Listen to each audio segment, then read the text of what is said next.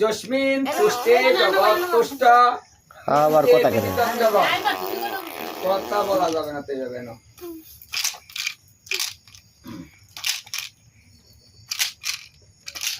পরস্মৈ পদি যজতি বিদেহী আত্মার সদ্গতি কামনার্থে আজকের এই আয়োজন গীতা ভাগবত আলোচনা। গীতা ভাগবত এই কলিজীবের জন্য অত্যন্ত গুরুত্বপূর্ণ। স্বয়ং ভগবান অনাদির আদি সর্বকারণের যিনি পরম কারণ শ্রীকৃষ্ণ, তিনি বলেছেন গীতা ভাগবত যেখানে অধ্যয়ন হবে, অর্চন হবে, সেখানে আমি রাধা সহ বিরাজমান থাকি এবং সবাইকে কৃপা করি। গীতা ভাগবতের প্রতিটা শ্লোক আমাদের সকলের জন্য অত্যন্ত গুরুত্বপূর্ণ, কারণ একটা শ্লোকে শ্রবণে, একটা শ্লোক অধ্যয়নে আমাদের যে পরিমাণ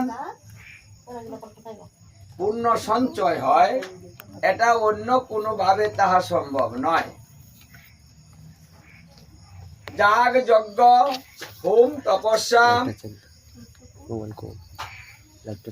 সমস্ত কিছুর ঊর্ধ্বে এই গীতা ভাগবত শ্রবণের ব্যবস্থা, অধ্যয়নের ব্যবস্থা। কারণ প্রতিটা শ্লোকে আমরা 4000 গোদানের ফল প্রাপ্ত হতে পারি।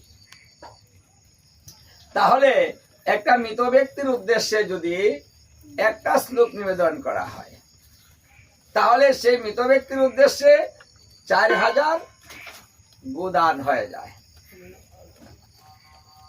কারণ একটা শ্লোক যদি 4000 গোদানের সমান হয়, তাহলে দানটা কত বড়।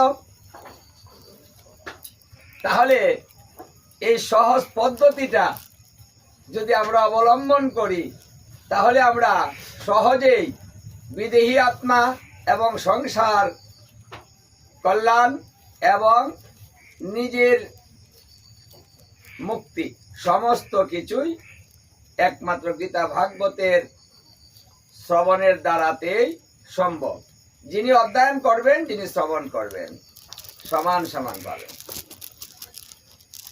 শ্রবণে জীবের সমস্ত অকল্যাণ দূর হয় এবং অন্তিমে কৃষ্ণ দর্শন হয়।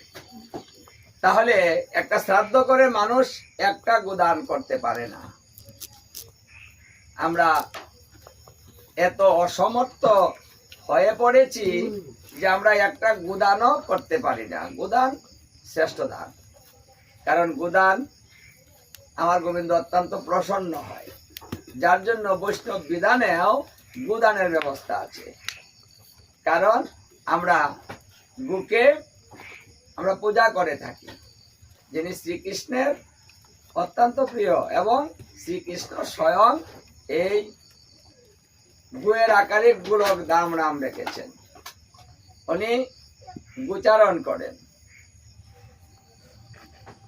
তাহলে উনি প্রতিটা লোমে লোমে বিষ্ণু বিরাজ করে, যার জন্য তাকে পূজা করিলে, সেবা দিলে আমাদের পূজা হয়, সেবা হয়। গোদানের ব্যবস্থা আছে, গোদানের পালনের ব্যবস্থা আছে।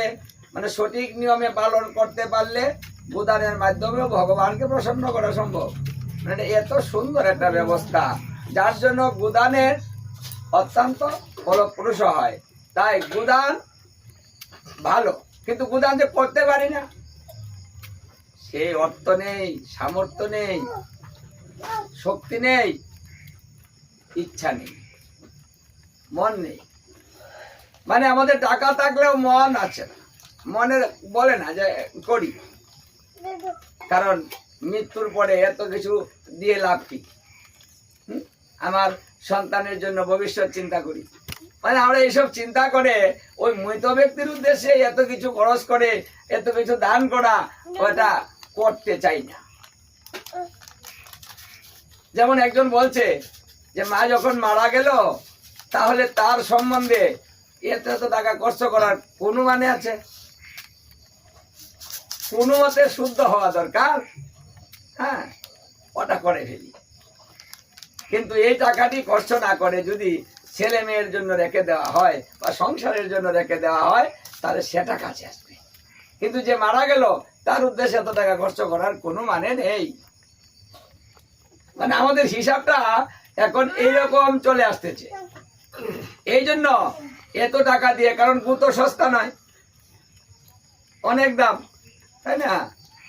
20-30 হাজার টাকার নিচে তো একটা ছোট বাসুরও পাওয়া যায় না। তাহলে ওটা দান করবো কি করে? আমি তো 30,000 টাকা খরচ করে কোনো মতে শ্রাদ্ধটাই করে ফেলতে পারি। এই হিসাব নিকাশ করে গুদানটা আর হচ্ছে না, খুব কম হচ্ছে। দেখুন, গোবিন্দ কি জানে না যে আমাদের অবস্থাটা কেমন দাঁড়াবে, গুদানটা করতে পারবো কিনা? তিনি জানেন, জানেন বিদায় চিন্তা করে দেখলেন কলিহত জীব গুদান করতে পারবে না, তাই গুদানের যে ফলটা সেটা যেন তারা পেতে পারে তার ব্যবস্থাটা আমি করে দিই। এই জন্য তিনি সেই ব্যবস্থাটা করে দিলেন জ্ঞান শাস্ত্র এবং ভক্তি শাস্ত্র দ্বারাতে। গীতা ভাগবতের অধ্যয়নের ব্যবস্থার দ্বারাতে একটা শ্লোকের কত মূল্য হবে তা দিয়ে তিনি আমাদের বোঝালেন যে যদি গুদান করতেই পারো না তাহলে তুমি গীতা ভাগবতে একটা শ্লোক অধ্যয়ন করে শ্রবণ করাও এবং সেটা মৃত ব্যক্তির উদ্দেশ্যে নিবেদন করো, তাহলে 4000 গুদানের ফল তোমাকে দিয়ে দেওয়া হবে। তাহলে ব্যবস্থাটা কেমন হলো? একটা সুব্যবস্থা হয়েছে। কারণ এই কাজটা ধনী গরিব সকলেই করতে পারবো।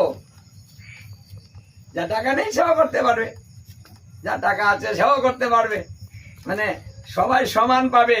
কে সমান পাবে? যার ভক্তি আছে, শ্রদ্ধাতে তাহা করিবে, শ্রবণ করিবে, ব্যবস্থা করিবে, দান করিবে, সে পাবে। অশ্রদ্ধাওয়ালা ব্যক্তি কিন্তু এটা পাবে না। কারণ যার শ্রদ্ধা নাই তার কর্ম নিষ্ফলং, মানে তার কর্মে কোনো ফল আসে না, নিষ্ফলং হয়, পরিশ্রম বৃথা হয়, শ্রম বৃথা হয়, অর্থ নষ্ট হয়, কিন্তু কোনো কাজে আসে না। এই জন্য শ্রাদ্ধ শব্দের অর্থই হচ্ছে শ্রদ্ধা। শ্রদ্ধাতে, এই শ্রদ্ধাতে সমস্ত কিছু কার্য সম্পাদন করিতে হবে, শ্রদ্ধা নিবেদন করতে হবে, শ্রদ্ধা সহকারে কাজটা করিতে হবে। আর এই শ্রদ্ধাটা যেন আমার আসে তার জন্য কিছু নিয়ম ধারণ করা। এই যে আহারে নিষেধ, চলাতে নিষেধ, কিছু বিধি নিষেধ আরোপ করা হয়েছে। পিতা মাতা মারা গেলে তাদের উদ্দেশ্যে আমাদের কি কি করতে হবে, কি কি আহার করা যাবে, এটা বিধান করা হয়েছে। এই বিধানটা এই জন্য করা হয়েছে যে তার জন্য শ্রদ্ধাটা আসে। শ্রদ্ধাটা আসার জন্য একটু নিয়ম করতে হবে। আপনি সারা জীবন সাধু হতে পারলেন না, বৈষ্ণব হতে পারলেন না, সন্ন্যাস হতে পারলেন না, বানপ্রস্থ হতে পারলেন না, তাহলে শ্রদ্ধাটা আসবে কি করে? তাই শারীরিক শক্তি যদি বেশি থাকে তাহলে কিন্তু আসরিক ভাবটাও বেশি আসে। ওই যে অশুভ যে ইন্দ্রিয়গুলো আছে সেই অশুভ ইন্দ্রিয়গুলা সতেজ হয় বেশি, আর সতেজ হলে বিপদগামী হয় বেশি। দেখবেন দুর্বল মানুষে একটা কিছু করতে চাইলেও সে করতে পারে না, মন চায় কিন্তু পারে না, কারণ তার শক্তি নেই। এই জন্য এই যে নিয়মটা পালন করা হচ্ছে এটা হলো শুদ্ধ হওয়ার। একটা সন্ন্যাস জীবন পালন করছে, এক আহার, অভিসন্ন এক আহার নিতে হয়, রাত্রে দুধ ফলমূল নিতে হয়। কঠিন নিয়ম, কঠিন নিয়মটা ওই যে করতেছে, এক বস্ত্র পরিধান, একটা বেশি বস্ত্র নেওয়া যাবে না, কষ্ট করতে হচ্ছে। এই শ্রদ্ধাটা যেন বজায় থাকে, মনটা যেন সুন্দর থাকে, তার জন্য সে পবিত্র হয়েছে এবং দিন দিন তার পবিত্রতা শ্রদ্ধাটা এই নিয়মের ধারণে বাড়ছে। এই জন্য নিয়মটা করতে হয়। তাই বলে সে কিন্তু অশুদ্ধ নয়, মানে যিনি অন্ন গ্রহণ করছেন বা পিতা মাতার জন্য তিনি যে নিয়মটা করছেন, তাকে আমরা মাঝে মাঝে অশুদ্ধ বা অসুচি বলে সমাজ থেকে দূরে রাখা হয়। তুমি সরো না, দূরে থাকো। আরে আপনি যেন ওকে না ছন, সে চলে কিছু হবে না, কিন্তু সে তো নিয়ম ধারণ করছে, তার নিয়ম যেন নষ্ট না হয়। আপনি কি নিয়মে আছেন? আপনি কিন্তু নিয়মে নেই, আখাদ্য কুখাদ্য খাচ্ছেন, অনিয়মে চলছেন, কাপড় চোপড় শুদ্ধ নেই, মানে আপনার তো নিয়মটা শুদ্ধ নেই। সে শুদ্ধ ভাবে চলছে, তাই অন্য যেন তাকে স্পর্শ না করে, তার শুদ্ধতাকে নষ্ট না করে, তাহলে সে শুদ্ধ। এই জন্য তাকে সেভ করে চলতে হয়। সে অশুদ্ধ নয়, খারাপের জন্য নয়, অসুচি নয় যে তুমি আমাকে ছুঁয়ো না গো, দূরে থাকো, ওঠা নয়। তার শুদ্ধতার জন্যই, তার নিয়মটা যেন নষ্ট না হয়, সেই কারণে তাকে সেফ থাকতে হয়। এই দেখেন না, সাধুগুরু বৈষ্ণবরা প্রণাম করতে দেয় না, হ্যাঁ, ধরতে করো বলে না, এই আমাকে